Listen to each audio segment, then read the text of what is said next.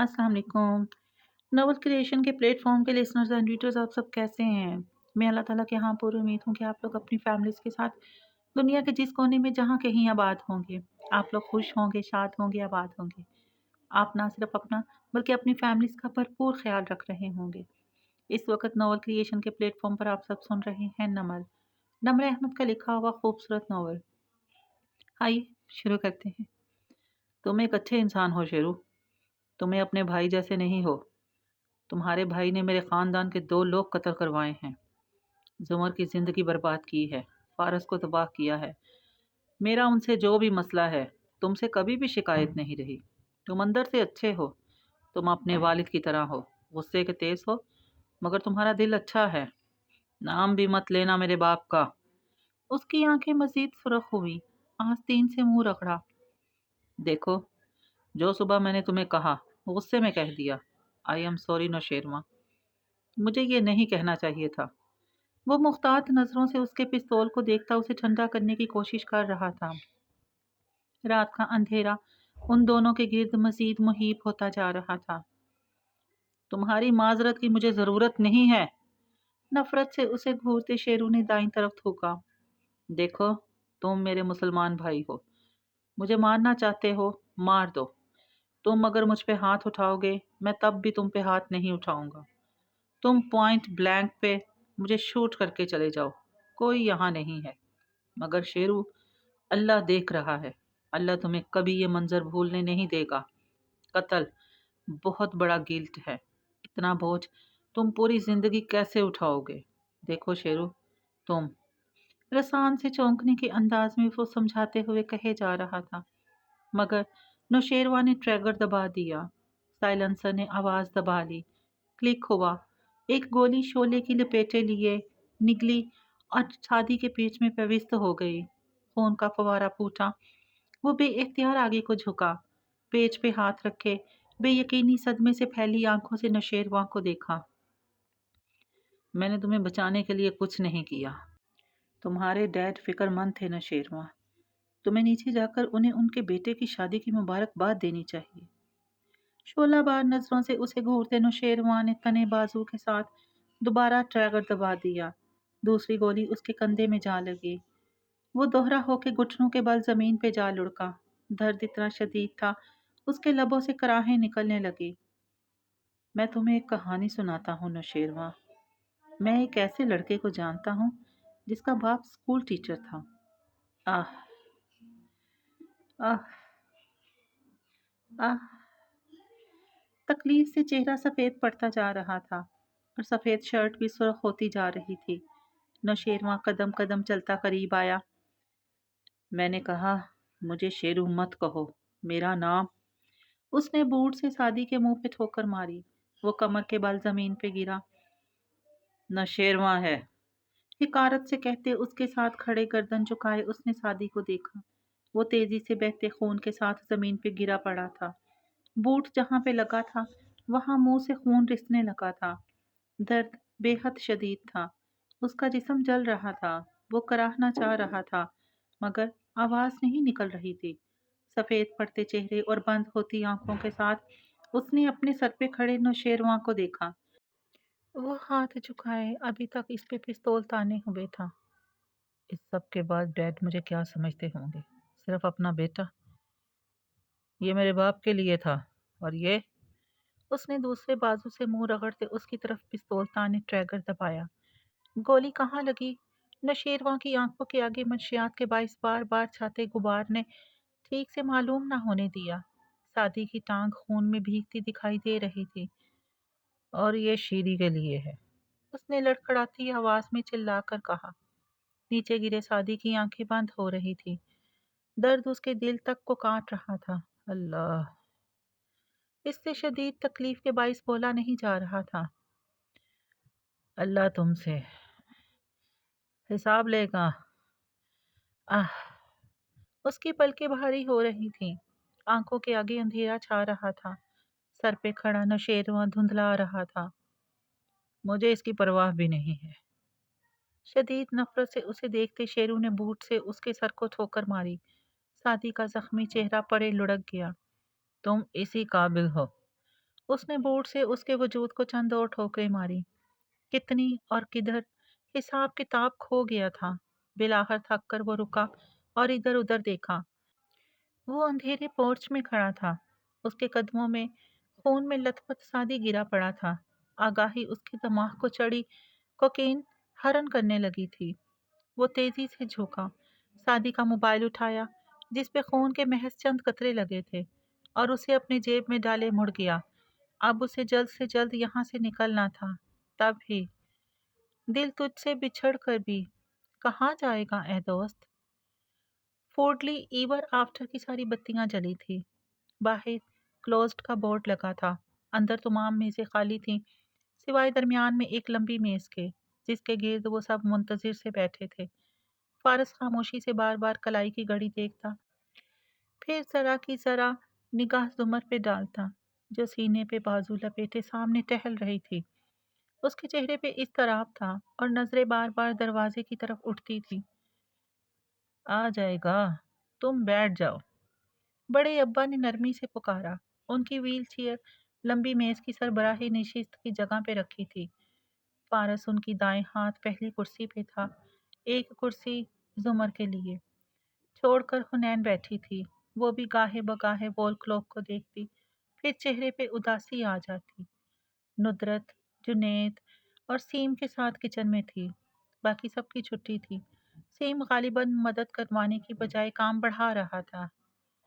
اتنی دیر ہو گئی، وہ اپنی گاڑی بھی نہیں لے کر گیا، یعنی قریب میں کہیں گیا ہے تو واپس کیوں نہیں آ رہا؟ وہ بظاہر خود کو پرسکون رکھتے ٹہلتے ہوئے بولی تو آواز میں فکر مندی چھلکتی تھی۔ تبھی ریسٹورنٹ کاؤنٹر پہ رکھا فون بجا، چیختی ہوئی آواز۔ ٹہلتی زمر رکی، چونک کر فون کی سمت دیکھا۔ کچن سے جنید بھاگتا ہوا آیا اور مستعدی سے ریسیور اٹھا کر بولا، فورٹلی ایور آفٹر۔ دوسرے طرف کہے جانے والے الفاظ پہ اس کے تاثرات بدلتے گئے۔ جی جی اچھا، کدھر؟ نگاہیں اٹھا کر زمر کو دیکھا۔ وہ وہیں ساکن کھڑی اسے دیکھے گئی۔ اوکے۔ فون رکھ کر وہ چند لمحے تذبذب سے وہیں کھڑا رہا۔ سب اس کو دیکھنے لگ گئے تھے۔ کیا ہوا؟ فارس نے اس کی مسلسل زمر پہ جمی پریشان نگاہیں غور سے دیکھی۔ وہ میرا بھائی تھا میڈم، میں نے جو کام آپ کو کہا تھا۔ اس نے آنکھوں ہی آنکھوں میں اشارہ کیا۔ زمر نے اس بات میں سر ہلایا تو وہ جلدی سے بیرونی دروازے کی طرف بڑھا۔ آپ میری بات سن لیں گی 2 منٹ؟ وہ قدم قدم چلتی اس کے پیچھے آئی۔ بڑے ابا، حنین اور فارس سب ادھر ہی دیکھ رہے تھے۔ باہر نکلتے ہی جنید نے ریسٹورنٹ کا شیشے کا دروازہ بند کیا اور بے حد پریشانی سے اس کی طرف گھما۔ وہ اندر سعدی بھائی کے دادا، ان کے سامنے بتانا نہیں چاہیے۔ اور سنو، جو بھی تمہارا نام ہے، کس کا فون تھا؟ اس نے بات کاٹی۔ بے قرار نگاہیں جنید کی آنکھوں پہ جمی تھی۔ وہ سعدی بھائی، ہسپتال سے فون تھا، سعدی بھائی کو گولیاں لگی ہیں اور شاید وہ اور بھی کچھ کہہ رہا تھا، مگر زمر گلے پہ ہاتھ رکھتی 2 قدم پیچھے ہٹی۔ اس کو سانس نہیں آ رہا تھا، چہرہ زرد پڑنے لگا تھا۔ میری کار کی چابیاں اندر سے لاؤ۔ اس نے پوری بات سنی بھی نہیں۔ وہ گاڑی کی طرف بڑھ گئی، قدم اٹھا کہیں رہی تھی، وہ پڑھ کہیں رہے تھے۔ آنکھوں کے سامنے بہت سے مناظر گڈمڈ ہونے لگے۔ اطراف کی ساری آوازیں بند ہو گئی، ہر شے سلو موشن میں ہو رہی تھی۔ وہ کار کے دروازے کے ساتھ کھڑی تھی۔ جنید نے چابی اس کے ہاتھ میں تھمائی۔ اس نے کی ہول میں چابی ڈالنی چاہی، ہاتھ کپ کپا رہے تھے، لوہا سوراخ کے اندر نہیں جا پا رہا تھا۔ دروازے کے سائیڈ مرر میں اسے فارس باہر آتا دکھائی دے رہا تھا۔ پریشان سی ہنا اس کے پیچھے زینے پھلانگتی آ رہی تھی۔ وہ جنید سے کچھ کہہ رہا تھا، تیز لہجے میں کچھ پوچھ رہا تھا۔ آوازیں زمر تک نہیں آ رہی تھی۔ وہ لرزتے ہاتھوں کے ساتھ چابی دروازے میں لگا رہی تھی۔ ریموٹ کے بٹن کو دبانا یاد نہیں رہا تھا۔ مجھے دیجیے، آپ فرنٹ سیٹ پہ بیٹھیے، وہ عجلت میں کہتے اس کے عقب سے آیا، اور چابی اس کے ہاتھ سے لینی چاہیے، مگر اس نے چابی مٹھی میں دبوچے اپنا ہاتھ پیچھے کر لیا۔ फिर सफ़ेद चेहरा उठाकर उसे देखा तो आंखें वीरान सी थी, मगर उनमें सामने खड़े शख्स के लिए वाजिया तनफ्फुर नजर आता था। आप अकेली नहीं जा रही, हम साथ जाएंगे, इधर दीजिए। बहुत जब्त से कहते फारिस ने झटके से उसके हाथ से चाबी ली। उसका अपना चेहरा भी बेरंग हो रहा था, मगर परेशानी के तासुरात पे इजलत का उनसर नुमाया था। जुमर ने निगाहें झुकाई तो देखा चाबी सुराख में घुसाते उसके हाथों में भी हल्की सी लर्जिश थी। वो ठीक हो जाएगा, उसे कुछ नहीं होगा, आप अंदर बैठिए। ड्राइविंग सीट पे बैठते उसने जुमर से ज्यादा खुद को तसल्ली दी। वो चंद लम्हे वहीं बेदम सी खड़ी रही। हुनैन, जो जुनैद और फारिस की बात सुनने के बाद अंदर चली गई थी, भागती हुई वापस आई थी। मैं भी आपके साथ जाऊंगी। फारिस की खिड़की के साथ खड़े वो रो देने को थी। सुमर आहिस्ता आहिस्ता कदम उठाती फ्रंट सीट तक जा रही थी। उसकी आंखों के आगे बार बार अंधेरा छा रहा था। पसे मंजर में आवाजें आ रही थीं। मैं तुम्हें कॉल कर दूंगा, तुम अपनी अम्मी और दादा के पास रुको। मैंने उन्हें कह दिया है कि भाई ने कहा है उन्हें देर हो जाएगी और हम मार्केट तक जा रहे हैं। खुदा की कसम मामू, अगर आप मुझे ना लेकर गए तो मैं इतना चीखूंगी कि अम्मी और बड़े अब्बा को सबको पता चल जाएगा। उसकी आंखों से आंसू बह रहे थे और फिक्रे के आखिर में उसने हिचकी ली थी। बैठो। ये आखिरी आवाज थी जो जुमर ने सुनी, और फिर वो बेदम सी फ्रंट सीट पर बैठ गई। कार तेजी से सड़क पे दौड़ने लगी थी, मगर उसकी आंखों के आगे सब कुछ गटमट हो गया था। वो इधर नहीं थी, वो हॉस्पिटल में थी, और उसके भाई ने एक कंबल में लिपटा बच्चा उसके बाजुओं में दिया था। वो हाल और माजी के दरमियान कहीं तैर रही थी। कभी फराज ने मौसमों में रो देना, अभी तलाश पुरानी रिकाबतें करनी। कसरे कारदार के लाउंज में लगे टीवी शेल्फ पे फियोना किताबें तरतीब से रख रही थी। जब उसने नौशेरवां को अंदर दाखिल होते देखा, वो फौरन से सर झुकाए जल्दी जल्दी काम करने लगी। नौशेरवां सीधा सीढ़ियों पे चढ़ता गया। उसकी चाल में हल्की सी लड़खड़ाहट थी, और झुकी आंखों को देखकर लगता था कि वो दूर किसी ख्याल में गुम है, किसी इत्मीनान अंगेज सरशार से ख्याल में। अपने कमरे का दरवाजा खोला तो अंदर सारी बत्तियां जल रही थीं।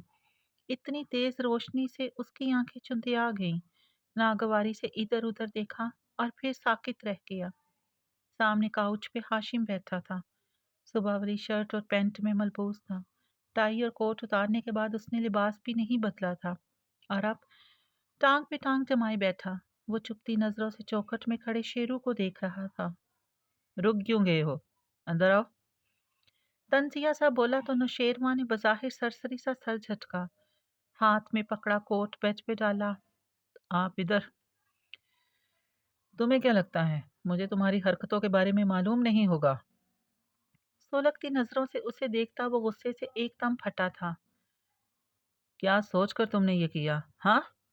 नौशेरवां का सांस रुक गया, पलके झपकना भूल गया। बेयकीनी थी। हाशिम भाई को इतनी जल्दी कैसे पता चल सकता है? अभी तो वो वहीं खून में गिरा पड़ा होगा। वो, आप क्या कह रहे हैं? मैं समझा नहीं। अटक अटक कर सफेद पड़ते चेहरे के साथ उसने कहना चाहा। जवाब में हाशिम ने हाथ बढ़ाकर मेज पे रखे पैकेट उठाए और जोर से उसके घुटनों पे दे मारे। सारे पैकेट शेरू के कदमों में जा बिखरे। ओह, ये एक रिलीफ का एहसास था जिसने शेरू का सांस बहाल किया। उसके चेहरे की रंगत वापस आने लगी। जरा से शाने उचकाकर वो अलमारी की जानिब बढ़ा। हाशिम एकदम तप कर उठा। तुम्हें अंदाजा है ये क्या है? ये तुम्हारी बर्बादी है। तुम, किसने बताया आपको? वो बेपरवाही से अलमारी खोले उसकी तरफ पुश्त किए खड़ा था। किसने बताया मुझे? यानी कि और लोगों को भी मालूम है? क्या सिर्फ मैं बेखबर था? वो उल्टा इतने गुस्से से बोला कि नौशेरवां को उसकी सच्चाई पे जरा भी शक न गुजरा। वैसे भी ये मसला अब कोई मसला ही नहीं था। शेरू, अगर आइंदा मैंने तुम्हें देखा कि तुम। नहीं लूंगा ड्रग्स, बस ठीक है, सुन लिया है। वो बेजारी से बोला था। हाशिम एकदम रुक कर उसे देखने लगा। उसके अंदाज में कुछ बदला हुआ था। कहाँ से आ रहे हो तुम? खोजती निगाहों से उसकी पुश्त को देखते उसने जिस अंदाज में पूछा, नौशेरवां ने चौंक कर चेहरा घुमाया, फिर फौरन नजरें चुराकर वापस होने लगा कि इधर मेरी तरफ आंखों में देख कर बताओ, कहाँ से आ रहे हो तुम? नौशेरवां ना चाहते हुए उसकी जानिब मुड़ा। मैं बाहर था, यूं ही आगे पीछे। झूठ मत बोलो, किधर थे तुम? उसकी आंखों से लम्हे भर को भी नजरें हटाए बगैर हाशिम उसे देखे जा रहा था। शेरू ने उकताकर इधर उधर देखा। क्या मैं बच्चा हूं जो हर बात की रिपोर्ट दिया करूं? तुम? हाशिम कुछ सोचते सोचते चौंका। तुम सादी के पास तो नहीं गए? मैं क्यों जाऊंगा उसके पास? वो एकदम भड़क उठा। मुझे मालूम है तुम उसी के पास गए होगे। पता नहीं क्या क्या कह दिया होगा तुमने उसे। मैं कितनी दफा तुम्हें कहूंगा कि उसे तन्हा छोड़ दो, मैं उसे संभाल लूंगा। कहाँ है वो इस वक्त? जेब से मोबाइल निकालते हाशिम ने पूछा था। मुझे क्या पता वो कहाँ है, क्या मैं इसका गार्ड हूँ? वो बिगड़ कर बोला था। उसके अंदाज पे नंबर मिलाते हाशिम ने सिर्फ उसे घूरने पे इक्तफा किया, फिर मोबाइल कान से लगाया। नौशेरवां खफकी से मुंह में बुड़बुड़ाने लगा। क्या कहा है तुमने उसे? तुम मुझे बता दो, वरना वो मुझे बता देगा। और मोबाइल कान से लगाए वो दुरुस्ती से कह रहा था जब बेड पे गिरे शेरू के कोट में कुछ थरथराने लगा। उन दोनों ने उस तरफ देखा। शेरू का रंग फीका पड़ा और हाशिम, वो चौंक कर कदरे ताज्जुब से आगे बढ़ा और कोट में हाथ डालकर निकाला तो सादी का वाइब्रेशन पे लगा फोन हाथ में था। उसने बेयकीनी से शेरू को देखा जो बिल्कुल चुप खड़ा था। ये उसका फोन तुम्हारे पास क्या कर रहा है? दोनों फोन उसने बेड पे डाले और अब जब वो शेरू के सामने आया तो गुस्सीली निगाहों में बेपनाह सख्ती थी। बोलो। नौशेरवां ने आंखें उठाकर उसे देखा। मैंने उसे शूट कर दिया है और उसका फोन उठा लाया हूँ। बकवास मत करो। हाशिम ने उकता कर उसे देखा। मुझे सीधी तरह बताओ, क्या कहकर तुमने उसका फोन छीना है? तुम ऐसा क्या आपने सुना नहीं? वो उसकी आंखों में देखकर चबा चबा कर बोला। मैंने शादी को शूट कर दिया है। फिर तेजी से आगे बढ़ा, कोट उठाकर अंदर से पिस्तौल निकालकर उसके सामने मेज पे डाली। पूरी 3 गोलियां मारी हैं, अब नहीं बचेगा। एतराफ ने कोई सरशारी सी सारे वजूद पे उंडेल दी। गर्दन कराकर उसके सामने खड़े वो बोला तो हाशिम बिल्कुल ठहर कर उसे देखने लगा, सांस रोके शल सा। मैंने आपसे कहा था ना, ये वो मसला है जिसे आप नहीं संभाल सकते। सो आज मैंने मसला खत्म कर दिया। कमरे में सन्नाटा छा गया। हाशिम के जहन को उसके अल्फाज समझने में चंद लम्हे लगे थे और जब समझ आया तो उसकी आंखें बेयकीनी से फैली, चेहरे पे सुर्खी उतरी। वो आगे बढ़ा। हाशिम आगे और नौशेरवां के चेहरे पे चट्टाह चट्टाह 2 थप्पड़ लगाए। वो इस हमले के लिए तैयार नहीं था। बौखला कर दूसरी तरफ लड़खड़ाया, दीवार का सहारा लेकर संभला और मुंह पे हाथ रखे बेयकीनी से हाशिम को देखा जो तेज तेज सांस लेता इतने ही सदमे से उसे देख रहा था। तुमने तुमने उसे गोली मार दी? ओ मेरे खुदा, तुम घटिया इंसान! उसका गिरेबान पकड़कर गुस्से से उसको झटका देते वो चिल्लाया था। तुमने कैसे उसे गोली मार दी? किधर है? किधर है वो? किधर फेंक आए हो उसे? बिल्कुल गुंग हुए शेरू का गिरेबान छोड़ा और माथे पे हाथ रखे इधर उधर चक्कर काटने लगा। उसका दिमाग गोया भग से उड़ चुका था। वो मर तो नहीं गया? क्या वो जिंदा था जब तुम वहां से आए हो? बताओ। गुस्से की जगह परेशानी ने ले ली। वो दोबारा उसकी तरफ लपका। शेरू का सर खुद ब खुद इस बात में हिल गया। ओ मेरे खुदा, नौशेरवा, ये तुमने क्या किया? तुम कैसे उसकी जान ले सकते हो? मलामत भरी नजरों से उसे देखा तो वो मुताज्जब हुआ। आपको क्यों उसकी इतनी फिक्र है? क्यों इतनी मोहब्बत है आपको उससे? नौशेरवा। हाशिम ने आगे बढ़कर उसको कंधों से पकड़कर झंझोड़ा। उसने तुम्हारी जान बचाई थी, क्या तुम भूल गए हो? کیا تم نے اس شخص پہ گولی چلائی جس نے تمہاری جان بچائی تھی؟ اور ایک لمحے کو نوشیروان کا دل بالکل خالی ہو گیا۔ وہ ٹکڑ ٹکڑ ہاشم کا چہرہ دیکھنے لگا۔ وہ اسے چھوڑ کر پھر سے ادھر ادھر چکر کاٹنے لگا تھا۔ اسے سمجھ نہیں آ رہی تھی کہ وہ کیا کرے۔ یہ یہ فون اور گن، اسے تم ہاتھ بھی نہیں لگاؤ گے اب؟ دونوں چیزیں اٹھاتے ہوئے اس نے سختی سے اسے تنبیہ کی، پھر اپنا موبائل اٹھا کر نمبر ملانے لگا۔ اگر تم اس کمرے سے نکلے تو میں تمہاری جان لے لوں گا، سمجھے؟ پتہ نہیں وہ بچا یا نہیں۔ فون کان سے لگاتے وہ تیز سانسوں کے درمیان اور بے رنگ ہوتے چہرے کے ساتھ کہہ رہا تھا، ہاں خبر، فوراً گھر آؤ، جلدی، ہمارے پاس وقت نہیں ہے۔ اجلت سے کہتا گن اور فون لیے وہ کمرے سے باہر نکل گیا تو پیچھے ہر طرف ویرانی اور خاموشی چھا گئی۔ نوشیروان دونوں ہاتھ پہلو میں گرائے ہنوز ہکا بکا سا کھڑا تھا۔ میرے صبر پہ کوئی اجر کیا؟ میری دوپہر پہ یہ ابر کیوں؟ مجھے اوڑھنے دے اذیتیں، میری عادتیں نہ خراب کر۔ ہسپتال میں دوائیوں کی بو کے ساتھ کوئی نحوست تھی جو ہر سو پھیلی تھی۔ یہ وہ عمارت تھی جہاں انسان کو اس کے دکھ لے کر آتے تھے۔ آپریشن تھیٹر کے باہر جگہ جگہ پولیس اہلکار دکھائی دیتے تھے۔ راہداری میں بیٹھنے کی کوئی جگہ نہ تھی۔ فارس بے چینی سے ادھر ادھر چکر کاٹ رہا تھا، بار بار مڑ کر بند دروازوں کو دیکھتا اور پھر زمر کو، جو دیوار سے لگی سفید چہرہ لیے بالکل خاموش گمسم سی کھڑی تھی۔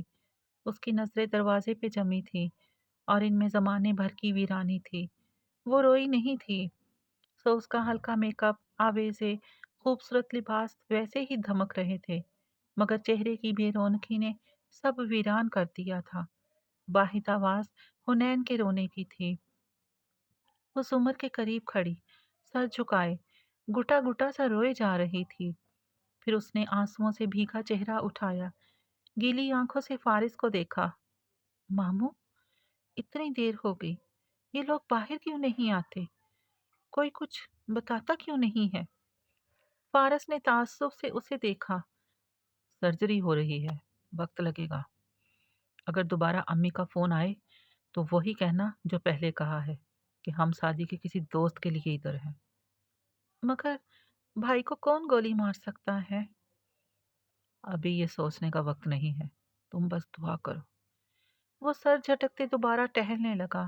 ہنا چونکی۔ دعا؟ اسے کچھ یاد آیا۔ میں اب نہیں رہوں گی۔ اس نے ہتھیلی کی پشت سے گیلی آنکھیں رگڑی اور دوپٹہ سر پہ رکھ کر چہرے کے گرد لپیٹنے لگی۔ میں دعا کروں گی۔ دعا کے علاوہ کوئی چیز مقدر نہیں بدلا کرتی۔ آنسو بار بار ابل کر آ رہے تھے۔ وہ پوروں سے ان کو صاف کرنے لگی۔ مصیبت اوپر سے آتی ہے اور دعا نیچے سے جاتی ہے۔ جو زیادہ شدید ہوگی وہ جیت جائے گی، مجھے یقین ہے۔ آپ دیکھیے گا آپ، میں دعا کروں گی اور کیسے بھائی ٹھیک ہو جائے گا، ہے نا؟ آخر میں ڈرتے ڈرتے پوچھا۔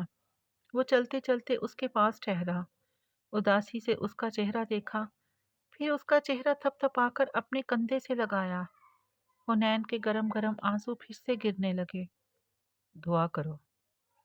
اس کا سر تھپک کر وہ اس سے علیحدہ ہوا تو ہنا اسبات میں گردن ہلاتی، ہاتھوں کا پیالہ بنائے زیرے لب کچھ بڑبڑانے لگی۔ فارس نے دوبارہ قدم اٹھاتے ہوئے زمر کو دیکھا، جو ہنوز سر دیوار سے ٹکائے بت بنی دروازے کو دیکھ رہی تھی۔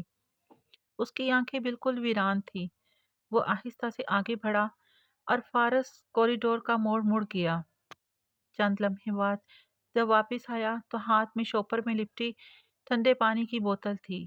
ہنا کے قریب آ کر اس نے ہلکا سا اس کے کندھے کو چھوا۔ ہنا نے سر اٹھا کر اسے دیکھا۔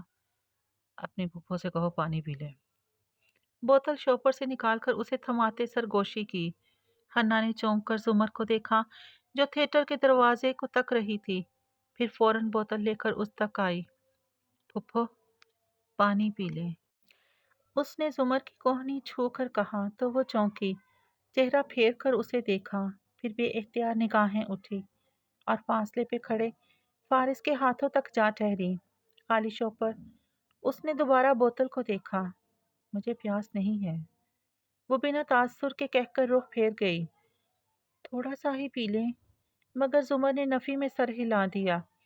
حنین نے بے بسی سے فارس کو دیکھا۔ وہ گہری سانس لے کر وہاں سے ہٹا اور راہداری میں چکر کاٹنے لگا۔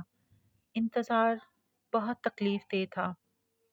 اب کہ ہم بچھڑے تو شاید کبھی خوابوں میں ملے، جس طرح سوکھے ہوئے پھول کتابوں میں ملے۔ آپریشن تھیٹر کے اندر میز پہ سادی اپنے اوپر جھکے لوگوں، خود سے جڑی نالیوں اور اپنے ماंس کو کاٹتے اوزاروں سے بے خبر بند آنکھوں سے لیٹا تھا۔ اس کی پلکوں کے پیچھے ایک اور دنیا تھی۔ وہاں نہ خون تھا، نہ ہتھیار تھے، نہ گولیاں، نہ تکلیف، نہ آنسو۔ وہ ایک تازہ سی صبح تھی جس میں چڑیوں کی چہچہاہٹ گونجتی تھی۔ ایک چشمہ تھا جس کے کنارے پتھروں پہ ایک گھنگریالے بالوں والا لڑکا بیٹھا تھا۔ اس نے اپنے گورے سفید پیر ٹھنڈے پانی میں ڈبو رکھے تھے۔ ساتھ والے پتھر پہ ایک لڑکی بیٹھی تھی جس کے لمبے گھنگریالے بال کمر تک آتے تھے اور وہ جھک کر پانی میں بانس کی لمبی چھڑی سے لکیریں کھینچ رہی تھی۔ اس کی ناک میں سونے کی بالی جیسی نتھ تھی اور کم عمر چہرے پر سوچ کا عنصر تھا۔ اس نے بھی پاجامہ ذرا اوپر فولڈ کر کے پیر پانی میں ڈبو رکھے تھے، مگر لڑکے نے قدرے فکر مندی سے چہرہ اٹھا کر اسے دیکھا۔ موسیٰ علیہ السلام تو پیغمبر تھے نا، اتنے بہادر اور اچھے، پھر وہ فرعون کے پاس اکیلے کیوں نہیں گئے؟ انہوں نے کیوں کہا کہ انہوں نے ہارون کو ساتھ لے کر جانا ہے؟ کیا ان کی زبان میں واقعی لکنت تھی؟ ارے نہیں، لڑکے نے دائیں بائیں گردن ہلائی۔ انبیاء جو ہوتے ہیں نا سادی، وہ معصوم اور عیوب سے پاک ہوتے ہیں۔ یہ عقیدہ اگر تمہارا درست نہیں تو تم مسلمان نہیں ہو سکتے۔ ان کی زبان میں کوئی لکنت نہیں تھی۔ یہ صرف اسرائیلیات کی وہ روایتیں ہیں جن کو مسلمان مفسرین بغیر کسی ثبوت یا دلیل کے کوٹ کرتے رہتے ہیں۔ موسیٰ کی زبان میں لکنت نہیں تھی، وہ صرف بہت فصیح نہیں تھے، اور ان کے بھائی ہارون زیادہ اچھا بول سکتے تھے۔ تو کیا صرف اس لیے وہ لے کر گئے اپنے بھائی کو اپنے ساتھ؟ لڑکے نے کنکر پانی میں اچھالتے پوچھا تھا۔ ہاں، اور اس لیے بھی کہ جو سپورٹ انہیں چاہیے تھی وہ ان کو اپنے بھائی سے ہی مل سکتی تھی، کیونکہ ہر انسان اپنے بھائی کا رکھوالا ہوتا ہے۔ دوسرا کنکر پھینکتا اس کا ہاتھ رکا۔ وہ ٹھہر کر اس لڑکی کو دیکھنے لگا۔ مگر میرا تو کوئی بھائی نہیں ہے، پھر میرا کیپر کون ہوگا؟ وہ لڑکی ہلکی سی ہنسی، پھر بازو اس کے کندھے کے گرد پھیلا کر اس کے قریب چہرہ کر کے بولی، تمہاری کیپر میں ہوں، میں تمہیں ہمیشہ پروٹیکٹ کروں گی، ہمیشہ۔ آوازیں مدھم ہوتی گئیں، چشمے کا منظر وقت کے آسمانوں میں گھلتا گیا، اور ٹیبل پہ لیٹے مریض کی بند آنکھوں کے پیچھے اندھیرا چھانے لگا، جس سے پہلے بھی کئی عہد وفا ٹوٹے ہیں۔ اسی دوراہے پہ چپ چاپ کھڑا رہ جاؤں۔ باہر رات گہری ہو رہی تھی، سیاہ اور خوفناک۔ ایسے میں سڑک کنارے کھڑی گاڑی کی پچھلی سیٹ پہ بیٹھا ہاشم کاردار فکر مندی سے بند آنکھیں مل رہا تھا۔ جب دوسرا دروازہ کھلا، اس نے چونک کر چہرہ اٹھایا۔ خاور اندر بیٹھ رہا تھا۔ کیسا ہے وہ؟ ہاشم نے بے قراری سے اس کا چہرہ کھوجا۔ خاور نے گہری سانس لی۔ اچھی خبر نہیں ہے۔ ہاشم کا دل ڈوب کر ابھرا، آنکھوں میں کرب سا اترنے لگا۔ کیا وہ مر جائے گا؟ الفاظ کہنا بھی تکلیف دہ تھا۔ خاور نے گویا ملامت سے اسے دیکھا۔ خبر یہ ہے کہ وہ بچ جائے گا، اور میرا خیال ہے یہ ہمارے لیے اچھی خبر نہیں ہے۔ وہ بچ جائے گا؟ وہ ایک دم سیدھا ہو کر بیٹھا۔ جی، میں نے معلوم کیا ہے، ایک گولی کندھے میں لگی ہے، دوسری پیٹ میں، اور تیسری ٹانگ میں۔ کوئی بھی گولی مہلک نہیں ثابت ہوگی۔ نوشیروان کا نشانہ اچھا ہے، مگر ظاہر ہے وہ ڈرگز کے زیر اثر تھا، اور غصے میں بھی، اس لیے۔ اس نے تعصب سے سر جھٹکا۔ وہ بچ جائے گا نا؟ ہاشم نے بے چینی سے بات کاٹی۔ جی، میں لکھ کر دے سکتا ہوں، وہ بچ جائے گا، اور اگلے 2-3 گھنٹوں میں ہوش میں آ کر سب کو بتا دے گا کہ اسے کس نے گولی ماری تھی۔ اور صرف یہی نہیں، وہ یہ بھی بتائے گا کہ ہم نے اور کیا کیا کیا ہے۔ برہمی سے وہ کہہ رہا تھا۔ ہاشم نے تکلیف سے آنکھیں میچ لی۔ چند لمحے کار میں خاموشی چھائی رہی، گہرا سکوت۔ ہو سکتا ہے وہ نہ بتائے۔ ہاشم نے تنکے کا سہارا لینے کی کوشش کی۔ خاور نے بے یقینی سے اسے دیکھا۔ سر، میں آپ کی اس بچے کے لیے فیلنگز کی بہت قدر کرتا ہوں، مگر معذرت کے ساتھ وہ آپ کے لیے ایسی کوئی فیلنگ نہیں رکھتا ہے۔ ہوش میں آتے ہی سب بک دے گا اور اس کے بعد فارس اتنی ہی گولیاں نوشیروان کو مارے گا۔ کیا آپ کو لگتا ہے کہ وہ لوگ ہمیں چھوڑ دیں گے؟ تو پھر کیا کروں؟ وہ بیزار ہوا، مگر اس بیزاری میں تکلیف تھی۔ کیا مطلب کیا کریں؟ ہمیں اس وقت ایک ہی چیز کرنی ہے۔ سرجری ختم ہوتے ہی میرا کوئی لڑکا اسے ایک ذرا سا انجیکشن لگا دے گا اور خبر۔ وہ بے یقینی سے اسے دیکھتا گرایا تھا۔ میں سعدی کو نہیں ماروں گا۔ وہ وہ ایک چھوٹا بچہ ہے۔ آپ کچھ مت کریں، میں کروں گا جو کرنا ہے۔ اس کا مرنا ضروری۔ اگر تم نے اسے ہاتھ بھی لگایا تو میں خدا کی قسم تمہیں اپنے ہاتھوں سے گولی مار دوں گا۔ انگلی اٹھا کر سرخ آنکھوں سے اسے دیکھتا وہ اتنی سختی سے بولا کہ خاور ٹکر ٹکر اس کا چہرہ دیکھنے لگا۔ You love the boy, don't you؟ Khawar کو افسوس ہوا تھا۔ ہاشم نے سر جھٹکا۔ میں قاتل ہو سکتا ہوں، مگر میں درندہ نہیں ہوں جو اس کو یوں مار دوں۔ نفی میں سر ہلاتے وہ کھڑکی کے باہر دیکھنے لگا۔ اوکے، اور نوشیروان کا کیا ہوگا؟ میرا خیال ہے اس وقت آپ کو یہ فیصلہ کرنا چاہیے کہ آپ کو ان دونوں میں سے کس سے زیادہ محبت ہے۔ ہاشم نے سر سیٹ کی پشت سے ٹکا کر تکلیف سے آنکھیں موند لی۔ وہ بہت ڈسٹرب نظر آ رہا تھا۔ خاور نے کلائی کی گھڑی دیکھی، وقت نکل رہا تھا۔ تم ٹھیک کہہ رہے ہو، مجھے شیرو سے کئی گنا زیادہ محبت ہے۔ سعدی کو خاموش کروانا ضروری ہے، اوکے؟ اس نے اس بات میں سر ہلایا۔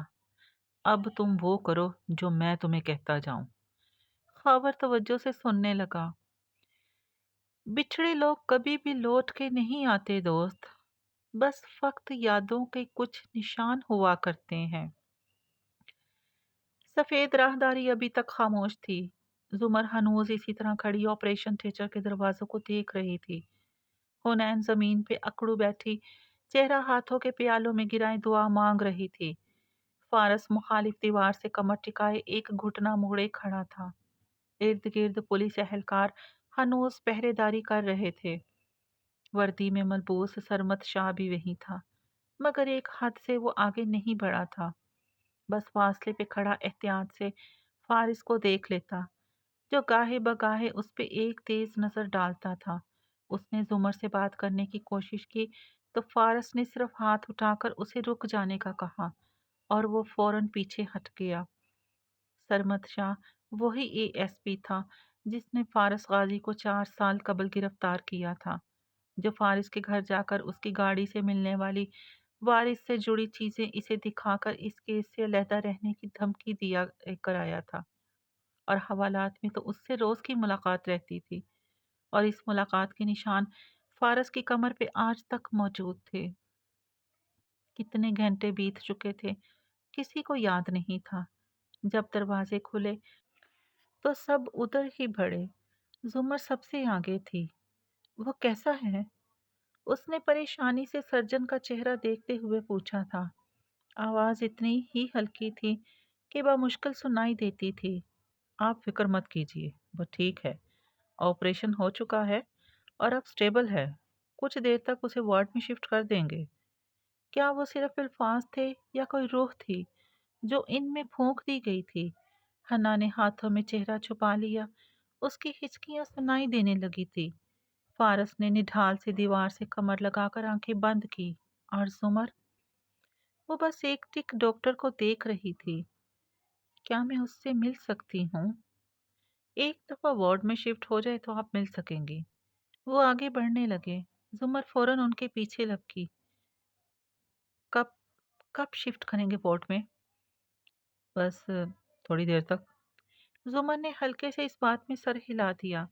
حنا اور فارس کے برعکس اس کے چہرے پہ اطمینان نہیں اترا تھا۔ وہ وہیں کھڑی بے چین منتظر نگاہوں سے تھیٹر کے بند دروازوں کو دیکھنے لگی۔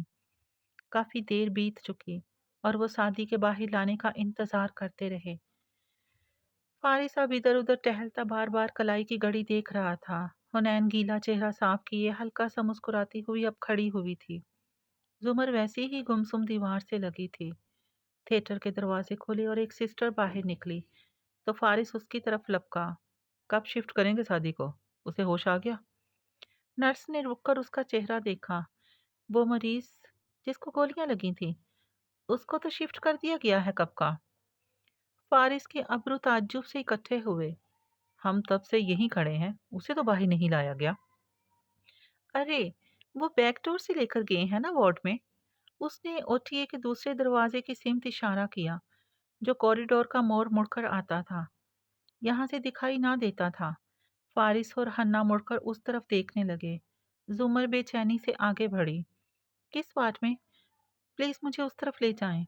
आइए। वो अपना काम छोड़कर आगे चल दी तो जुमर उसके पीछे लपकी। फारस और हुनैन साथ साथ चलते पीछे आ रहे थे। ये इधर है आपका मरीज। वार्ड में आकर नर्स ने इधर उधर गर्दन घुमाई, आगे पीछे घूमी और दफतन ठहर गई। जुमर ने चेहरा मोड़कर इतराफ में देखा। अजनबी चेहरे, गैर शनासा लोग। OT1 से जो बुलेट इंजर्स वाला मरीज डॉक्टर बुखारी ने भेजा है, वो किधर है? वो किसी को रोककर पूछ रही थी। जुमर का चेहरा जर्द पड़ने लगा।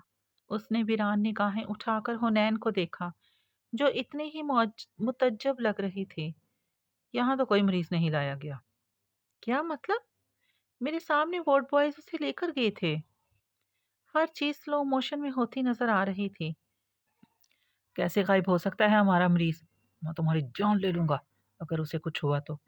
वो गुस्से से उसकी तरफ लपका था और पसे मंजर में कोई कह रहा था। वो अभी कुछ देर पहले मैंने देखा था। वो वार्ड बॉयज स्ट्रेचर पे पेशेंट को ला रहे थे, मगर वो रिसेप्शन की तरफ जा रहे थे। उसने देखा फारस उस तरफ भागा था। हन्ना भी पीछे दौड़ी थी। सवालात, हिसाब किताब, पुलिस एहलकारों की भाग दौड़। जुमर उन सब में अजनबियों की तरह कदम कदम चलती गई, यहाँ तक कि रिसेप्शन हॉल सामने दिखाई देने लगा। फारस तलखी और गुस्से से बाजू उठाकर दरवाजे की तरफ इशारा करता पुलिस ऑफिसर से कुछ कह रहा था। इर्द गिर्द अफरा तफरी सी मची थी। हुनैन हैरान परेशान सी गर्दन घुमाए आस पास देख रही थी। उसे सुस्त कदमों से आते देखा तो दौड़कर उस तक आई। ये क्या हो रहा है? भाई कहाँ है? जुमर ने खाली खाली नजरों से उसे देखा। वो उसे ले गए हैं। उसकी आवाज किसी कुएं से आती सुनाई दी, हल्की सरगोशी की तरह। कौन कौन लेकर जा सकता है भाई को? जुमर ने नफी में गर्दन हिलाई। कौन है? मुझे नहीं पता, मगर ये वही है जिन्होंने उसको गोली मारी है। उसकी वीरान निगाहें फारस पे जा ठहरी, जो एक पुलिस एहलकार के हमरा तेजी से बाहर जाता दिखाई दे रहा था। जुमर ने यासियत से सर झटका। वो हमारे बच्चे को हमारे हाथों से ले गए हैं और हम कुछ नहीं कर सके। वो हाल के किनारे नसब बेंच पे बैठ गई और सर दीवार से टिका दिया। हुनैन, जो अभी तक हैरान परेशान खड़ी थी, एकदम से रोने लगी, पहले हल्की और फिर ऊंची आवाज से। उन दोनों का रद्दे अमल देने का तरीका इतना ही मुख्तलिफ था जितना वो खुद एक दूसरे से मुख्तलिफ थीं। हर किसी के जलने का अपना अंदाज होता है। परवाने जितने भी जले, मगर दिया नहीं होते। रात की स्याही ने सुबह की सफेदी को जगा दी और नीलाहट भरा अंधेर कसरे कारदार पे उतरने लगा। नौशेरवां के कमरे के पर्दे हटे हुए थे। वो तेज एसी की ठंड में लिहाफ ताने सीने के बल सो रहा था। दफतन उसने करवट ली और चेहरा ऊपर हुआ तो बंद आंखों से मुंह बिगाड़ा। कुछ सूंघा, धुआं, बू। वो आंखें चुंदिया कर कर इधर उधर देखता उठ बैठा। पलकें झपकाई, जरा बिसारत वाजिया हुई तो उसके चेहरे पे शौक उभरा। मुंह जरा सा खुल गया। सामने सोफे पे हाशिम बैठा था, टांग पे टांग जमाए कोहनी सोफे के बाजू पे रखे। वो सिगरेट उंगलियों में पकड़े मुंह से निकाल रहा था। धुएं का मरगूला सा लबों से निकला और ऊपर उठता गया। मेज पे शेरू के पिस्तौल के साथ उसके सिगरेट और मंशियात के पैकेट पड़े थे। एक पैकेट ताज़ा खोला गया लगता था। नौशेरवां की परेशान निगाहें वापस हाशिम के चेहरे तक उठती गईं। वो खिड़की से बाहर देख रहा था और इसकी आंखें गीली थी, नाक सुर्ख था। क्या वो मर गया? उसने हल्के से पूछा। हाशिम ने चेहरा उसकी तरफ मोड़ा। उसकी गीली आंखों में गुलाबी रगे उभरी हुई दिखाई देती थी। मैं उसे नहीं मार सकता था, इसलिए यहाँ से दूर भेज दिया है। बेफिक्र रहो, वो अब किसी को कुछ नहीं बता सकता। वो बोला तो आवाज जुकाम ज़दा सी लगती थी। पुलिस हमारी, अस्पताल का अमला हमारा, कानून हमारा। ना तुम्हें किसी ने इस कॉलोनी में जाते देखा, ना निकलते। अस्पताल में काफ़ी शोर डाला फारस ने, मगर अब थक हार कर वो लोग घर जा चुके हैं। अब जितना तलाश कर लें वो इन्हें नहीं मिलेगा। मुबारक हो नौशेरवां, तुम्हारे भाई ने हर दफ़ा की तरह इस बार भी तुम्हारा फैलाया कचरा समेट लिया है। सिगरेट लबों तक ले जाते उसने तल्खी और तंज से मुस्कुराने की नाकाम कोशिश की, मगर उसकी नज़रों की मलामत नौशेरवां की आंखों में खफकी उतरी। क्या वो अभी भी जिंदा है? आपने उसे क्यों बचाया? तुम फिक्र मत करो, तुम बस सो जाओ। स्टेनफोर्ड में मेरा एक पुलिस ऑफिसर था, झुक कर एस्ट्रे में सिगरेट का टुकड़ा मसला। वो कहा करता था, कातलों में एक कदर मुश्तरक होती है, कत्ल करने के बाद इन पे नींद जरूर तारी होती है। मुजरम को खोज लगाने के लिए हम पहले उसी जगह का तयन करते हैं जहां वो जाकर सोया था। तुम भी सो जाओ, क्योंकि ये वो आखिरी पुरसकून नींद है जो तुम्हें मिलेगी। आप इतने अपसेट क्यों हैं? एक बंदा मारने से कोई क़यामत आ जाती है? आपने भी तो। हद्दे अदब था कि बेजारी से कहते कहते भी वो रुक गया। कत्ल छोटी बात नहीं होती ना शेरवां। वो मलामती नजरों से उसे देखते गीली आवाज से बोला था। मैं कारदार हूँ, मुझे कोई पुलिस नहीं गिरफ्तार कर सकती। चंद दिन बाद में सब उसे भूल जाएंगे।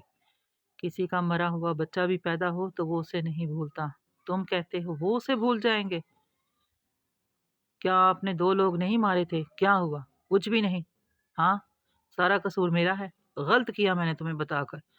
गुस्से और दुख से कहते उसने सिगरेट खिड़की की तरफ फेंका। वो दो लोग मेरे कुछ नहीं लगते थे।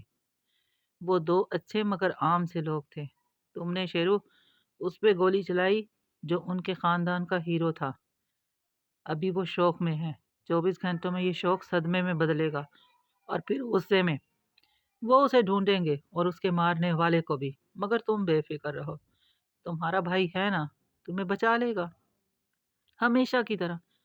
उसने जुकाम ज़दा अंदाज में सांस नाक से अंदर खींचा। आपको वो इतना पसंद है क्या? नौशेरवां खफकी से चेहरा झुकाए बड़बड़ाया। जवाब में हाशिम ने मेज पे रखे बड़े साइज के फोटोग्राफ उठाकर उसकी तरफ उछाले। सारी तस्वीरें बेड और फर्श पे गिर गईं। ये देखो, तुमने कैसे उसके चेहरे पे मारा है। 3 गोलियां मारने के बाद भी तुमने उसे मारा। वो इंसान का बच्चा था नौशेरवां, ऐसे तो कोई जानवर को भी नहीं मारता। दुख और गुस्से से उसने शेरू को मलामत किया। वो मुंह में कुछ बड़बड़ा कर रह गया।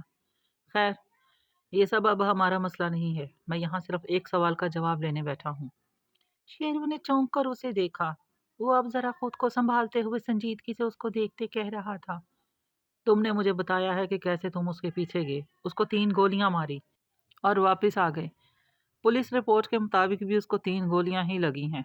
मगर नौशेरवां कारदार, मैं जानता हूँ कि ये पूरा सच नहीं है। मैं समझा नहीं। शेरू की तासुरात बदले, रंग फीका पड़ा। तुमने मुझसे कुछ छुपाया है और अब तुम मुझे बिल्कुल साफ साफ बताओगे। कहते हुए उसने पिस्तौल का मैगजीन निकालकर शेरू के सामने किया। बेड पे पैर ऊपर करके बैठे नौशेरवां ने थूक निकला। ये G41 है। इसके मैगजीन में 13 गोलियां होती हैं। तुम मैगजीन भरे बगैर तो गे नहीं होगे। सो अगर 13 में से 3 गोलियां तुमने सादी को मारी हैं तो बाकी कितनी बचनी चाहिए? 10। शेरू की आवाज हल्की थी, मगर इसमें 7 गोलियां हैं। और अगर तुमने मुझे ना बताया कि वो बाकी 3 गोलियां कहाँ गईं, तो खुदा की कसम नौशेरवां, मैं ये सातों गोलियां तुम्हारे सर में उतार दूंगा। वो जिस तरह चबा चबा कर उसे घूर कर बोला था, नौशेरवां के पास इस पाई के सिवा कोई चारा ना था। جب میں نے تیسری گولی مار کر اس کا فون اٹھایا اور جانے لگا تو کہنے کے ساتھ اس کی نگاہوں کے سامنے وہی خوفناک منظر پھر سے تازہ ہوا۔ وہ اندھیرے پورچ میں کھڑا تھا، اس کے قدموں میں خون میں لت پت سادی گرا پڑا تھا۔ آگاہی اس کے دماغ کو چڑھی، کوکین ہرن کرنے لگی تھی۔ وہ تیزی سے جھکا، سادی کا موبائل اٹھایا جس پہ خون کے محض چند قطرے لگے تھے اور اسے جیب میں ڈالے مڑ گیا۔ اب اسے جلد سے جلد یہاں سے نکلنا تھا۔ تب ہی جب کہ وہ مڑنے لگا تھا اس نے وہ آواز سنی۔ زیر تعمیر گھر کے اندر سے کوئی کھٹکا ہوا تھا، کسی بلی کے بچے کی سی آواز، ہلکی سی کراہ۔ وہ چونک کر واپس گھوما، اندھیرے میں آنکھیں سکوڑ کر دیکھا۔ اے، کون ہے ادھر؟ پستول سیدھا تانے وہ احتیاط سے قدم قدم چلتا گھر کے اندرونی حصے تک آیا۔ وہاں گپ اندھیرا تھا۔ کون ہے؟ بولو، اس نے پکارا، مگر خاموشی چھائی رہی۔ مگر وہاں کونے میں کوئی حرکت سی ہوئی۔ وہ کوئی ہیولا سا تھا جو حرکت کر رہا تھا۔ نوشیروان نے پستول تان کر یکے بعد دیگرے فائر کیے، پھر قریب آیا، موبائل کی اسکرین روشن کر کے اس طرف ڈالی۔ وہ سیمنٹ کا ایک خالی پیپر بیگ تھا جو سیڑھیوں کے ساتھ گرا تھا۔ وہ سر جھٹک کر مڑا اور باہر آیا۔ سادی ہنوس وہیں گرا پڑا تھا۔ وہ ایک متنفر نگاہ اس پہ ڈال کر گیٹ کی طرف بڑھا، مگر کسی احساس کے تحت اس نے گردن موڑی۔ بنا دروازوں کے اس گھر کے ڈھانچے کی کچی پکی سیڑھیوں کے اوپر کوئی سایہ گم ہوا تھا۔ اسی وقت پس منظر میں پولیس کے سائرن بجنے لگے۔ وہ تیزی سے باہر کو دوڑا۔ چند منٹ بعد وہ بخیریت کافی دور کھڑی اپنی کار تک آ پہنچا تھا۔ مجھے شور نہیں ہے، مگر شاید وہاں کوئی تھا، شاید نہیں تھا۔ اپنے کمرے میں بیٹھے سر جھکائے نوشیروان کہہ رہا تھا۔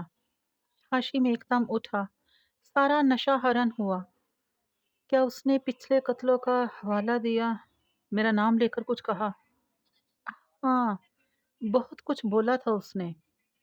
تو پھر ظاہر ہے وہاں کوئی تھا اور وہ جانتا تھا کہ وہاں کون ہے۔ او میرے خدا! بے اختیار اس نے ماتھے کو چھوا۔ تمہیں کسی نے گولی چلاتے دیکھا ہے؟ یعنی کہ اب موقع کا گواہ بھی موجود ہے۔ لعنت ہے تم پہ نوشیروان! غصے اور پریشانی سے سر جھٹک کر اس نے ادھر ادھر دیکھا۔ تمہارا پاسپورٹ کہاں ہے؟ مجھے دو اور اپنا سامان تیار کرو۔ تم ابھی اس وقت ملک سے باہر جا رہے ہو۔ تم اس وقوعے کے وقت بھی ملک میں نہیں تھے۔ میں پاسپورٹ پہ بیک ڈیٹ کی ایگزیکٹ سٹیمپ لگوا دوں گا۔ پاسپورٹ لاؤ، جلدی!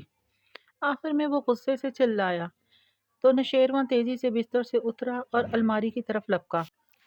ان چند گھنٹوں میں پہلی دفعہ اسے احساس ہوا تھا کہ وہ کیا کر چکا ہے۔ یا صاحب الجن، اے میرے قید خانے کے دو ساتھیوں، ایک دن میرا وقت بھی آئے گا اور تم قیمت چکاؤ گے اپنے کیے کی، اور تم دیکھو گے کہ میں قطعاً اچھی نہیں ہوں۔ ایک دن میں آسیب کی طرح تمہیں ڈراؤں گی۔ یہ میرا وعدہ ہے جس کا ابھی تم کو اندازہ نہیں، مگر تم تب خواہش کرو گے کہ کاش ہم کبھی نہ ملے ہوتے ایک دن، کیونکہ میں کبھی نہیں بھولوں گی، اور تمہیں رحم کے لیے گڑ گڑاتے کوئی نہ سن پائے گا، کیونکہ ابھی تو تم نے کچھ نہیں دیکھا۔ سو غور سے سنو، ایک دن تم جواب دو گے اپنے اعمال کے، بس انتظار کرو اور دیکھو، اور تب تم جانو گے میرے خاندان کو نقصان پہنچانے کے بعد کیا ہوتا ہے۔ ایک دن میں تمہیں ڈھونڈ لوں گی۔ مجھے پرواہ نہیں ہے کہ اس میں کتنی دیر لگتی ہے یا مجھے اس کے لیے کیا کیا کرنا پڑتا ہے، کیونکہ میں کبھی اپنا وعدہ توڑا نہیں کرتی۔ پیٹٹ میجیکیو کی نظم انتقام سے۔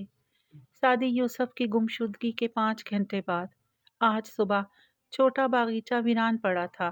سورج کی تپش نے سارے پھول جھلسا دیے تھے۔ اندر لاؤنج میں ندرت کے رونے کی آواز سب سے اونچی تھی۔ وہ چہرہ جھکائے نفی میں سر ہلاتی روئے جا رہی تھی۔ ہم اس کو ڈھونڈ لیں گے، یہ میرا آپ سے وعدہ ہے۔ فارس ندرت کے گھٹنے پہ ہاتھ رکھے ان کو تسلی دے رہا تھا۔ اس کی آنکھیں رت جگہ کے باعث سرخ تھی اور چہرے پہ تکان تھی۔ اب کہاں ڈھونڈو گے؟ اب تک تو وہ اس سے، اور دوپٹے میں چہرہ چھپائے اور زور سے رونے لگی۔ ان کا کندھا مسلتی حنین بھی امی خود کو سنبھالے کہتی پھر سے رونے لگی تھی۔ سیم سر گھٹنوں میں دیے کارپیٹ پہ بیٹھا تھا۔ سامنے بڑے ابا گردن گرائے خاموش آنسو گرا رہے تھے۔ وہ بالکل ٹھیک ہوگا اور اس کا خیال رکھا جا رہا ہوگا۔ سنگل صوفے پہ گھٹنے ملا کر بیٹھی زمر نے بے تاثر سے انداز میں کہا، تو وہ سب اس کو دیکھنے لگے۔ وہ اب بھی اسی طرح گمسم چپ سی تھی۔ تمہیں کیسے پتا؟ ابا نے سر اٹھائے بغیر گیلی آواز میں پوچھا۔ کوئی بھی بلٹ انجری مہلک نہیں تھی۔ اگر انہوں نے اسے مارنا ہوتا تو پہلی دفعہ میں مار دیتے، یا پھر جیسے نکال کر لے گئے ہیں اسی طرح آپریشن ٹیبل پہ مار دیتے۔ ان کو وہ زندہ چاہیے، اس لیے وہ اس کا خیال رکھیں گے۔ مگر کون ہیں وہ لوگ؟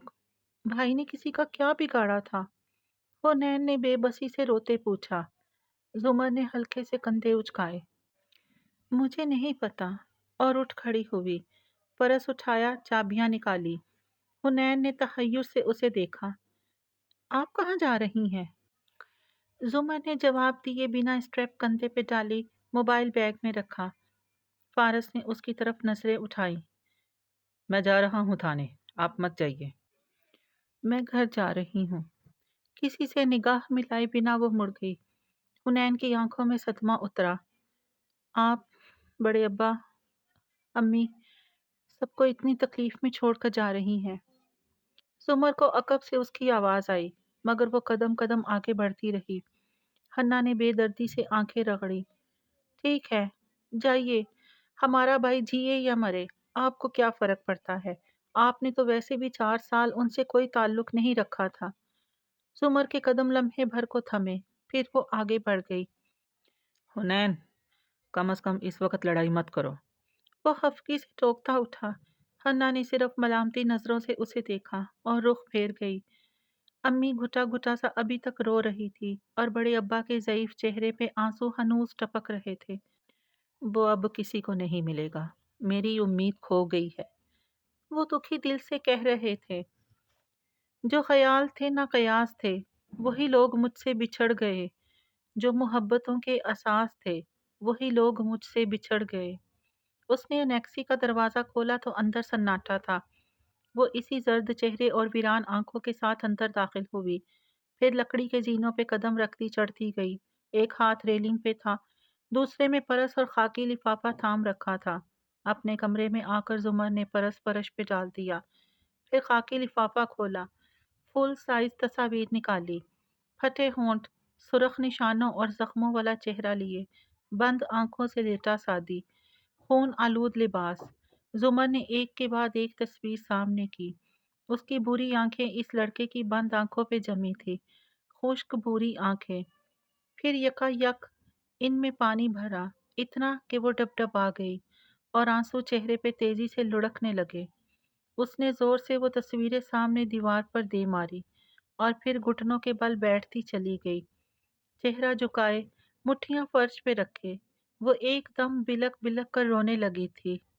کیوں اللہ، کیوں؟ روتے روتے اس نے گیلا چہرہ اٹھا کر چھت کو دیکھا۔ کیا اتنے سال اسے اس لیے بڑا کیا تھا کہ کوئی آئے اور گولی مار کر چلا جائے؟ کیا ہم اپنے بچوں کو اس لیے بڑا کرتے ہیں؟ کیا آپ کی دنیا میں کوئی قانون نہیں، کوئی انصاف نہیں؟ اس نے زمین پہ بیٹھے بیٹھے چہرہ بیڈ پہ رکھ دیا، دائیں گال پہ آنسو لڑکتے دکھائی دے رہے تھے۔ میں نے اسے کہا تھا کہ میں اس کا خیال رکھوں گی، کئی سال پہلے جب ہم کالام میں تھے، ایک چشمے کے کنارے۔ اس نے مجھ سے پوچھا تھا کہ اس کا کوئی بھائی نہیں تو اس کا کیپر کون ہوگا؟ میں نے کہا میں ہوں گی۔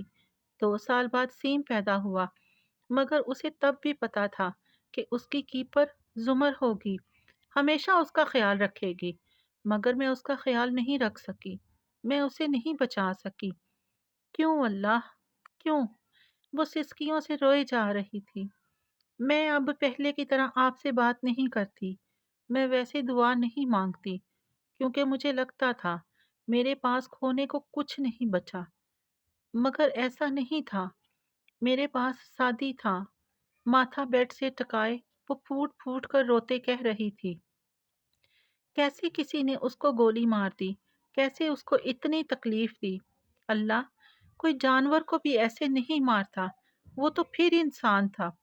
वो बोलती जा रही थी और रोती जा रही थी। मैंने 4 साल उससे ताल्लुक नहीं रखा। मैंने 4 साल ज़ाया कर दिए। मैं कहाँ से वो वक्त वापस लाऊं? प्लीज़ मेरे साथ ये मत करें। सर बेड किनारे से लगाए वो बच्चों की तरह रोए जा रही थी। कितने लम्हे बीते, सूरज कितना तेज हुआ मालूम नहीं। वो इसी तरह बेखबर सी रोती गई, यहाँ तक कि दरवाज़ा धीरे से खटका, फिर खुला। चौखट में खड़े फारस ने अंदर देखा तो सारी पुलिस फोटोग्राफ्स बिखरी नजर आई और वो जमीन पे बैठी, बेड के किनारे पे सर रखे रो रही थी। नीचे रखा उसका मोबाइल मुसलसल जू जू कर रहा था। जुमर। वो धीरे धीरे कदम उठाता करीब आया। आंखों में तकलीफ लिए जुमर को देखा। मुझे अकेला छोड़ दो। उसने चेहरा उठाया, ना आंसू पोंछे। बस आप जनाब का तकल्लुफ भी आज खत्म किया। नहीं छोड़ सकता, वो बहुत हल्का सा बोला था। फिर झुककर उसका मोबाइल उठाया। बसीरत साहब का फोन है। मुझे तन्हा छोड़ दो फारिस। वो चेहरा उठाकर उसे मुतनफ़्फ़र नजरों से देखती एकदम चिल्लाई। जब भी तुम हमारी जिंदगियों में आते हो कुछ ना कुछ गलत हो जाता है। हर चीज हमेशा तुम्हारी वजह से होती है। वो चुपचाप खड़ा दुख से उसे देखे गया। मुझे नहीं पता उसे किसने मारा, लेकिन अगर उसका कोई दुश्मन बना है तो सिर्फ तुम्हारी वजह से। तुमने एक पढ़ने लिखने वाले बच्चे को जेल, कचहरी और अदालतों के चक्कर में धकेल दिया। तुमने उसको पता नहीं कितनों का दुश्मन बना दिया। मुझे तुम्हारी शक्ल से भी नफरत है। मलामत से उसे देखती वो ऊंचा ऊंचा कहती, फिर से रोने लगी थी। फारस खामोशी से उसके साथ अकड़ू बैठा और घुटनों के गिर्द बाजू फैलाए, फिर गर्दन घुमाकर उसे यासियत से देखा। मुझे पता है उसके दुश्मन मेरी वजह से बने हैं। मैंने उसे कहा था कि मेरे लिए गलत चीज़ों में इन्वॉल्व मत होना, मगर वो हुआ। मैं जेल में था, उसे नहीं रोक सकता था। वो बदिक्कत बोल रहा था, उसके अंदाज में शदीद तकलीफ थी। तुम एक ही दफा हमारी जिंदगियों से चले क्यों नहीं जाते? तुम्हारी वजह से हम और कितना नुकसान उठाएंगे। खुदा की कसम, मेरा दिल चाहता है तुम्हें जान से मार दूं। दुख पे अब गुस्सा गालिब आने लगा। वो उससे 3 फीट के फासले पे अकड़ू बैठा था। इन अल्फाज पर भी चेहरे पे कोई गुस्सा, कोई तलखी ना उभरी। बस थकान से उसे देखे गया। आप जो करना चाहती हैं मेरे साथ कर लें, मैं आपको नहीं रोकूंगा। बेफिक्र रहो। जुमा ने तलखी से सर झटका। मैं तुम्हारे साथ कुछ नहीं करूंगी। मुझे तुमसे शादी भी नहीं करनी चाहिए थी, मगर खैर। उसने हथेली से आंखें रगड़ी। मैंने उससे वादा किया था कि मैं तुम्हें नुकसान नहीं पहुंचाऊंगी, और मैं अपने वादे पूरे किया करती हूँ। साथ ही मलामती नजरों से उसे देखा। तुम ये मत समझना कि तुम बच जाओगे। एक दफा मैं शादी को ढूंढ लूं, फिर मैं तुमसे भी हिसाब लूंगी, उस एक एक जख्म का जो तुमने मेरे खानदान को दिया है। आपको मुझ पे गुस्सा है और आप तकलीफ में हैं। मैं भी हूँ, मगर ये पहली दफा नहीं है जब मुझे ये कहा गया है कि हस्पताल जाओ, क्योंकि तुम्हारे खानदान का कोई फर्द गोलियों से भून दिया गया है। वो उसको देखते हुए तकलीफ और दिक्कत से बोला तो गले में गोला सा अटकने लगा, मगर उसने निगल लिया। लेकिन मैं आपकी तरह रो नहीं सकता। मैं रोना नहीं चाहता। मैं उस एक एक शख्स को जिसने मेरा खानदान तबाह किया है ढूंढ कर उसकी चमड़ी उधेड़ना चाहता हूँ। अब के उसकी आंखों में दुरुस्ती उभरी और गर्दन की रगें खींचती हुई दिखाई दी। जुमा ने एक तेज नजर उस पे डाली। मुझे कुछ मत सुनाओ, मुझे तुमसे कोई बात नहीं करनी। और रुख मोड़ लिया। गीली आंखें फिर से रगड़ कर साफ की। मगर मैं चाहता हूँ कि आप मेरी बात सुने। शादी से बराबर का रिश्ता है हमारा। ठीक है, आपका कुछ ज्यादा होगा, मगर इस वक्त हमें आपस में लड़ने की बजाय एक साथ मिलकर उसको ढूंढना होगा। इतनी तवानाई मुझ पे खर्च मत करो। मैं उसे ढूंढ लूंगी, और मैं हर उस शख्स को ढूंढूंगी जो इसमें इन्वॉल्व था, और फिर दुनिया देखेगी कि मैं उसके साथ क्या करती हूँ। मगर ये तुम्हारी भूल है फारस, कि मैं इस सब में तुम्हें अपने साथ रखूंगी। उसको तेज नजरों से घूरती वो चबा चबा कर बोली। ना आप उसे अकेली ढूंढ सकती हैं, ना मैं। मुझे तुम्हारी किसी मदद की जरूरत नहीं है। तलही से कहती वो उठी। मैं अकेली सब कर लूंगी। तुम्हारा क्या भरोसा, कल को मुझे भी बेच आओ। फारस के माथे पे बल पड़े, दिमाग खोल गया था। वो तेजी से उठा। ऐसा समझती हैं आप मुझे? गुस्से से उसके मुकाबिल खड़े पूछा तो चेहरा सुर्ख पड़ रहा था। क्यों? क्या तुम वही नहीं हो जिसने मुझ पे गोली चलाई थी? क्या तुम वही नहीं हो जिसने मुझे इस्तेमाल करके जेल तोड़नी चाहिए? वो भी उसकी आंखों में देखकर इतने ही गुस्से से घुर्राई थी। फारिस के लब भींच गए। चंद लम्हे जब्त से गहरे गहरे सांस लेता रहा। मैं पुलिस स्टेशन जा रहा हूँ, क्या आप चलेंगी? बदिक्कत जब्त से सपाट सा पूछा। हूँ। जुमर ने नफी में सर झटका और जमीन पे गिरा मोबाइल उठाया। ये सारी पुलिस उन्हीं लोगों के साथ मिली हुई है। ये जितनी नाकेबंदियां करा ले, उसे नहीं ढूंढ पाएंगे। साथ ही मोबाइल पे मिस्ड कॉल्स देख रही थी। उसकी नाक और आंखें हनोज गुलाबी थी और आंसू फिर से बहने लगे थे। फारस के चेहरे का सपाटपन कतरे कम हुआ। मुझे पता है पुलिस मिली हुई है, बेफिक्र रहिए। इनमें से एक एक ऑफिसर का वक्त आएगा। और जाने के लिए मुड़ा। तभी जुमर ने फोन कान से लगाया। जी बसीरत साहब। वो चौखट में ठहर गया, मुड़ा नहीं। वो अकब में फोन पे कह रही थी, आवाज को नॉर्मल करते हुए। आपका बहुत शुक्रिया। नहीं, अभी तक तो कुछ पता नहीं चल सका। मैं थोड़ी देर में घर से निकलूंगी, फिर देखूंगी। अच्छा। वो रुक कर सुनने लगी, फिर हंसी, तलख सी हंसी। फारस ने चौंक कर गर्दन मोड़ी। मुझे इसी किस्म के ऑर्डर की तवक्को थी, मगर ये काफी जल्दी आ गया। नहीं, मुझे अब इससे फर्क नहीं पड़ता। आपका शुक्रिया। मोबाइल रखकर उसकी निगाहें उठी तो फारस उसी तरफ देख रहा था। क्या हुआ? मुझे एडवोकेट जनरल ने बगैर बताए मुअत्तल कर दिया है। अब मैं प्रोसिक्यूटर नहीं रही। इतनी ही तल्खी से बोली। क्या? फारस को हैरत का झटका लगा। मगर इस तरह की मुअत्तली गैर कानूनी? अच्छा ही हुआ। जुमर ने जुकाम ज़दा नाक सुखेड़ते शाने उचकाए और अलमारी की तरफ बढ़ गई। ये वो पहली गलती है जो हमारे दुश्मनों ने की। इससे उन्होंने मुझे ये बता दिया कि वो बारसूख लोग हैं। ये उनकी पहली चाल थी। बिसात बछा दी गई है और खेल शुरू हो चुका है। अब वो देखेंगे कि उनका मुकाबला किससे है। तल्खी से बड़बड़ाती वो अलमारी में हैंगर उलट पुलट करने लगी। फारस का जहन एक लफ्ज में अटक गया। हमारे दुश्मन। क्या उसको खुद भी एहसास नहीं कि उसने मेरे या सादी के बजाय हमारे कहा? और इस सारी परेशानी, अजियत और सदमे की कैफियत के बावजूद एक हल्की सी मुस्कुराहट उसके लबों पे रेंग गई। फिर वो सर झटक कर बाहर निकल गया। अभी उसे बहुत कुछ करना था। घरों पे नाम थे, नामों के साथ ओहदे थे। बहुत तलाश किया, कोई आदमी ना मिला। कसरे कारदार के डाइनिंग हॉल की लंबी मेज नाश्ते, फलों और मशरूबात से सजी थी, मगर जवाहरात सब छोड़कर पूरी तरह हाशिम की तरफ मुड़ी। हक दक सी सुनती जा रही थी। वो सर झुकाए चाय के घूंट भरते बता रहा था। ऑफिस के लिए तैयार और हल्का मेकअप किए ताज़ा दम जवाहरात के बरक्स वो कदरे सुस्त था। सूट टाई सब दुरुस्त था, बस आंखें हनूज सूजी हुई थी। शादी के साथ इतना कुछ हो गया और मुझे अब मालूम हो रहा है। बेहद हैरत और अफसोस से वो नफी में सर हिला रही थी। सामने हाथ बांधे खड़ा खाबर अपने जूते को देखता रहा। हाशिम की नजरें भी चाय पे झुकी थी। उसकी फैमिली तो बहुत डिस्टर्ब होगी। जवाहरात कोहनी मेज पे जमाए एयरिंग पे उंगली फेरती आंखों में तासुफ भरे कह रही थी, आखिर कौन कर सकता है ये? फिर चौंक कर हाशिम को देखा। तुमने तो। हाशिम ने नैपकिन मुट्ठी में भींचा और खफकी से नजरें उठाई। मैं उस पर कभी गोली नहीं चला सकता, ना ये खाबर ने किया है। हम उसके वाहिद दुश्मन नहीं हैं। ओह। उसे सुकून आया।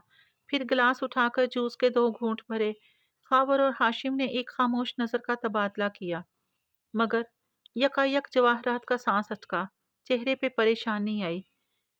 वो कल हमारे पास आया था। कोई हम पे शक?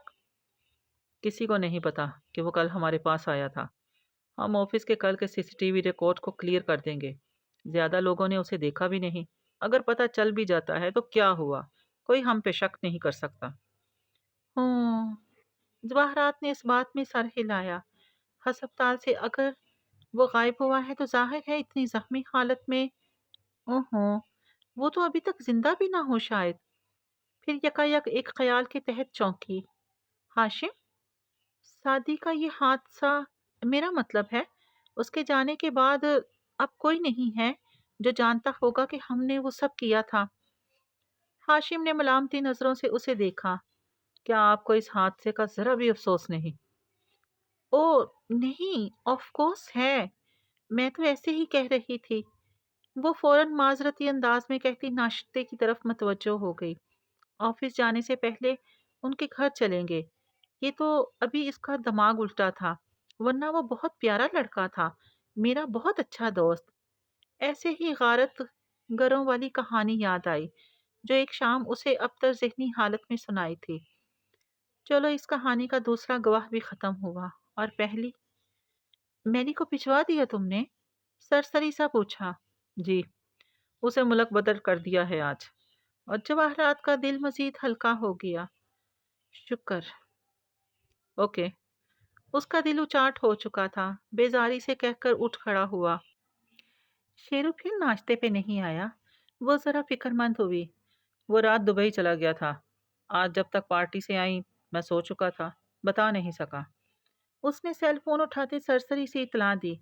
जवाहरात ने शदीद हैरानी से चेहरा उठाया। मगर क्यों? दोस्तों के साथ प्रोग्राम था, परेशान मत हो। उसे कुछ दिन रिलैक्स करने दे। और हाँ, ये शादी वाली बात उसे मत बताइएगा अभी, डिस्टर्ब हो जाएगा वो। आखिर वो दोनों दोस्त थे। आखिरी फिक्राबाद दिक्कत अदा किया। फिर जवाहरात से निगाह मिलाए बगैर वो बाहर निकल गया और वो बस सर हिलाकर रह गई। मुझे पता है वो क्यों गया है, क्योंकि शहरीन ने आज सुबह वहां जाना था।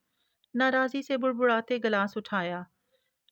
आप मिसेस कारदार से क्यों छुपा रहे हैं? खावर ने उसके पीछे से आकर पूछा था। मामला ठंडा होने दो, फिर बता दूंगा। अभी कोई लापरवाही हम अफोर्ड नहीं कर सकते। दबी आवाज में कहता वो उसके साथ बाहर बरामदे तक आया था। सीढ़ियों के सिरे पे दोनों रुके। हाशिम ने चेहरा घुमाकर नीचे फैले सब्जाजार को देखा।